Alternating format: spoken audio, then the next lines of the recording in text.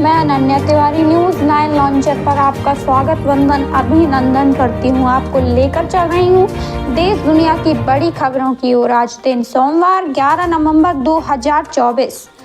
विवि कॉलेजों में शिक्षकों की भर्ती के नियम बदलेंगे। शिक्षक पात्रता के लिए स्टार्टअप, आइडिया, पेटेंट, उद्यमिता जैसे नए मानकों भी जोड़ा जाएगा। देश में अब ग्रेजुएट डिग्री धारी भी सीधे उच्च शिक्षण संस्थानों में बतौर फैकल्टी नियुक्त हो सकेंगे।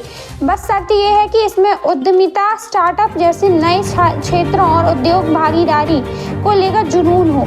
यदि ग्रेजुएशन, पीजी और पीएचडी के विषय अलग अलग हैं तो उन्हें भी शिक्षक के रूप में भर्ती किया जा सकता है।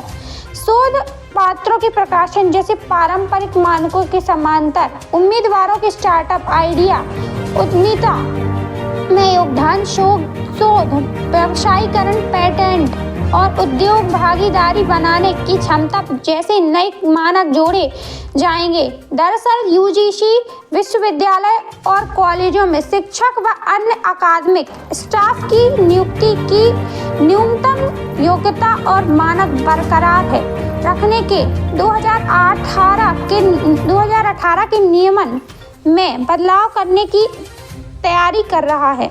अभी 4 वर्षीय ग्रेजुएशन या पीजी के साथ पीएचडी होना फैकल्टी भर्ती होने की न्यूनतम योग्यता है और रिसर्च पेपर की संख्या भर्ती को आसान बनाती है। मौजूदा नियमों के मुताबिक उम्मीदवार की ग्रेजुएशन, पीजी और पीएचडी समान विषय में होनी चाहिए। अलग विषय होने पर भर्ती की अनुमति नहीं है। फैकल्टी को अपने प्रमोशन के लिए API academic performance indicator score को ज़्यादा से ज़्यादा बनाए रखना होता है। यूजीसी ने फैकल्टी भर्ती 2018 के नियमन की बीते 6 महीने में विस्तृत समीक्षा और उसी आधार पर एक नया ड्राफ्ट तैयार किया है। नई व्यवस्था ग्रेजुएशन, पीजी, पीएचडी के विषय अलग है तो शिक्षक भी बन सकेंगे।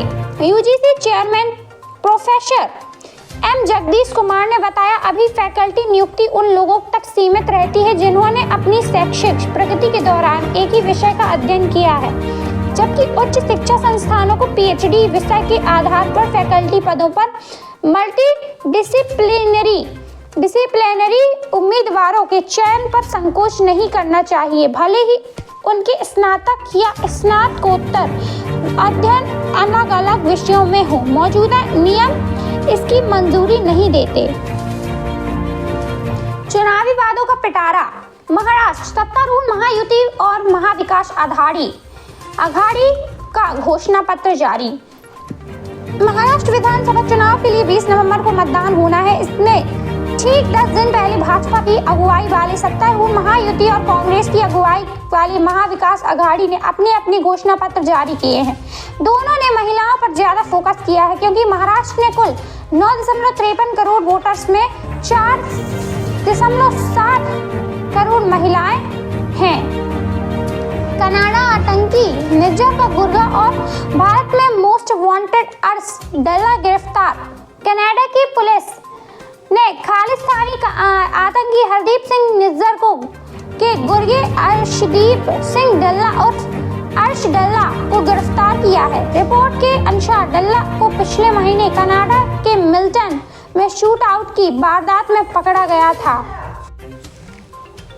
लाडली बहन लाभार्थी कांग्रेस की रैली में दिखी तो उनके पैसे बंद कर देंगे। महाराष्ट्र भाजपा सांसद धनंजय महाडिक महिलाओं पर दिए बयान के बाद गिर गए। उन्होंने शनिवार को एक सभा में कहा कि लाडली बहन योजना में से 1500 रुपए लेने वाली महिलाएं कांग्रेस की रैली में जाएं तो उनकी फोटो खींचें, हम उनके पैसे बंद करेंगे। अब रविवार को उन्होंने सोशल मीडिया पर अपने बयान के लिए माफी मांगी है। आपको लेकर चल रही हूँ मध्य प्रदेश की खबरों की ओर। बिना मिट्टी, पानी व खाद के एयरोफॉर्मिंग पद्धति से उगाया कश्मीरी केसर 24 लाख का 3 किलो ऑनलाइन बेचा। नगर से लगे महाराष्ट्र सीमा के ग्राम खेदड़ीगर में 22 वर्षीय युवा ने कमाल कर दिया है। उसने कश्मीरी केसर को बिना मिट्टी मिट्टी, पानी व खाद के एयर फार्मिंग पद्धति से उगाया है। प्रयोग करने के बाद मानक एजेंसियों से उपज गुणवत्ता की जांच कराई तो वह भी उत्तम किस्म की आई है। वाहन दुर्घटना का क्लेम घटना के 6 महीने बाद भी न्यायालय में किया जा सकता है दाखिल। रतलाम, वाहन दुर्घटना का क्लेम घटना दिनांक से 6 महीने बाद भी न्यायालय में दायर किया जा सकता है। न्यायालय ने एक मामले में यह फैसला सुनाया है। इससे वाहन दुर्घटना में घायल और मृतकों के परिजनों को बड़ी राहत मिली है। नर्मदापुरम में नवीनीकरण ऊर्जा तो शहडोल में माइनिंग सेक्टर पर होगा निवेश का फोकस। 12 दिसंबर से गुजरात जाकर निवेश की बात करेंगे मुख्यमंत्री। मध्य प्रदेश सरकार लगातार निवेश आकर्षित करने पर काम कर रही है। अभी 7 दिसंबर को नर्मदापुरम में होने वाली रीजनल इंडस्ट्री कॉन्क्लेव की तैयारी चल रही है। इसके बाद शहडोल संभाग में कॉन्क्लेव होगी। मुख्यमंत्री डॉक्टर मोहन यादव ने नीमच में भी एक उद्योगों से जुड़ा कार्यक्रम करने की बात कही है। आपको लेकर चल रही हूँ झीलों एवं मंदिरों की नगरी पन्ना की ओर। बड़ी समस्या, आजादी के बाद शहर के लिए पहली बृहद जल संरचना का हो रहा था निर्माण। वन विभाग की आपत्ति के चलते अटका कोरा केरवन तालाब का निर्माण कार्य। करीब 70% वन क्षेत्र वाले पन्ना जिले के वन राजस्व सीमा विवाद अक्सर विकास कार्यों के लिए बाधा साबित हुआ है। कुछ ऐसा ही खोरा केरवन तालाब के साथ होता दिख रहा है। गौरतलब है कि आजादी के बाद पहली बार पन्ना शहर के लिए किसी बृहद तालाब के निर्माण की नींव रखी है। इसका काम भी शुरू हुआ है, लेकिन अब वन विभाग की आपत्तियों के चलते कई महीने से काम ठप पड़ा है। बताया जा रहा है कि तालाब में डूब क्षेत्र आने वाली भूमि वन भूमि है। ऐसे में वन विभाग ने इस पर आपत्ति उठाई है। वन विभाग की आपत्ति के चलते ठेकेदार ने काम बंद कर दिया है। वन विभाग की माने तो तालाब निर्माण से काफी वन भूमि डूब जाएगी। कलेक्टर ने किया शाहनगर क्षेत्र का दौरा, अधूरे शॉपिंग कॉम्प्लेक्स का किया निरीक्षण। पन्ना कलेक्टर सुरेश कुमार ने 10 नवंबर रविवार को शाहनगर तहसील का दौरा किया। इस दौरान शाहनगर जनपद वीआरसी भवन में जन भागीदारी समिति के सदस्यों की बैठक ली। बैठक में प्रमुख रूप से जन भागीदारी के अध्यक्ष शाहनगर एसडीएम श्रीमती श्रुति अग्रवाल, तहसीलदार श्रीमती कोमल सिंह, शाहनगर सरपंच मनोज जैन सहित शाहनगर के समस्त व्यापारी शामिल रहे। अक्षय नवमी, महिलाओं ने की आंवला के वृक्ष की पूजा।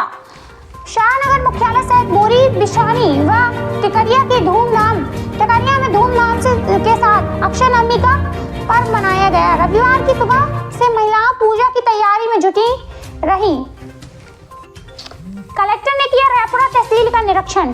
कलेक्टर पन्ना सुरेश कुमार रायपुरा क्षेत्र के भ्रमण पर थे। वह अचानक तहसील रायपुरा पहुंच गए। जहां तहसील कार्यालय में गए, उन्होंने तहसीलदार चंद्रमणि सोनी से विभिन्न विषयों पर चर्चा की। कलेक्टर ने क्षेत्र के विभिन्न मुद्दों पर चर्चा करते हुए सवाल के विस्तृत जवाब दिए। शासकीय कन्या विद्यालय से अवैध कब्जे को हटाने जनपद पंचायत सदस्य कमलेश वाल्मीकि ने कलेक्टर को लिखित में आवेदन दिया, जिसमें उन्होंने कहा कि रायपुरा की कन्या हाई स्कूल की जमीन पर कुछ लोगों ने अवैध रूप से कब्जा कर रखा है। आवेदन में जनपद पंचायत सदस्य ने आग्रह किया है कि शासकीय जमीन की अतिक्रमण हटाकर उसे स्कूल ले नाम सुरक्षित किया जाएगा।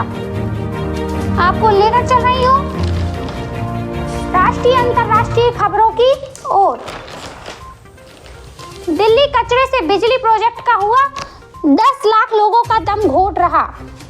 नई दिल्ली में कचरे के पहाड़ों से निपटने के लिए शुरू हुई ग्रीन क्रांति योजना राजधानी के 10 लाख लोगों के स्वास्थ्य के लिए खतरा बनती जा रही है। बता दें कि दिल्ली सरकार ने बढ़ते कचरे के पहाड़ों को खत्म करने के लिए आधुनिक योजना लाई थी। इसके तहत कचरे को जलाकर बिजली उत्पादन का प्लान था। Timarpur Okhla waste to energy plant को इस समस्या के समाधान के रूप में प्रस्तुत किया गया, लेकिन यह योजना कई घातक परिणाम लेकर आई है। यूक्रेन ने मॉस्को पर 32 ड्रोन मारे, एयरपोर्ट बंद। यूक्रेन ने रूस की राजधानी मॉस्को और उसके कई उपनगरीय इलाकों के रविवार रात भर ड्रोन से हमले किए। अधिकारियों ने बताया कि इन हमलों की वजह से एयर ट्रैफिक पर भी असर पड़ा है। झारखंड विधानसभा चुनाव 2024, प्रधानमंत्री की रैली और रोड शो। झामुमो और कांग्रेस चाहती है कि ओबीसी एसटी आपस में लड़े, टूटे तो कमजोर करेंगे पीएम मोदी। गुमला प्रधानमंत्री नरेंद्र मोदी ने रविवार को कांग्रेस और झामुमो पर हमला बोलते हुए कहा कि दोनों आरक्षण छीनना चाहते हैं, दोनों ओबीसी SC ST एकता को तोड़ना चाहते हैं। झारखंड में गुमला में रैली के दौरान उन्होंने कहा कि कांग्रेस जानती है कि अगर ओबीसी ST और SC ST एकजुट हो जाए तो पार्टी के अस्तित्व के लिए खतरा पैदा करेंगे। यही कारण है कि कांग्रेस का स्थायी परिवार उनकी एकता को तोड़ने पर आमादा है। झामुमो ने खनिज, जंगल, रेत और कोयला जैसे संस्थानों को लूटा और रोटी बेटी माटी को गंभीर खतरे में डाला है। दोस्तों, यह थे आज के मुख्य एवं प्रमुख समाचार। आप देख एवं सुन रहे थे न्यूज 9 लॉन्चर पर दिन भर की बड़ी खबरें। साथ ही हम न्यूज 9 लॉन्चर पर संवाददाता की नियुक्ति कर रहे हैं, तो आप हमारे एडिटर इन चीफ राजेश के तिवारी राज से संपर्क करें। हमें लाइक करें, सब्सक्राइब करें, शेयर करें, कमेंट्स करें। कमेंट्स के माध्यम से आप हमें अपनी मत दें।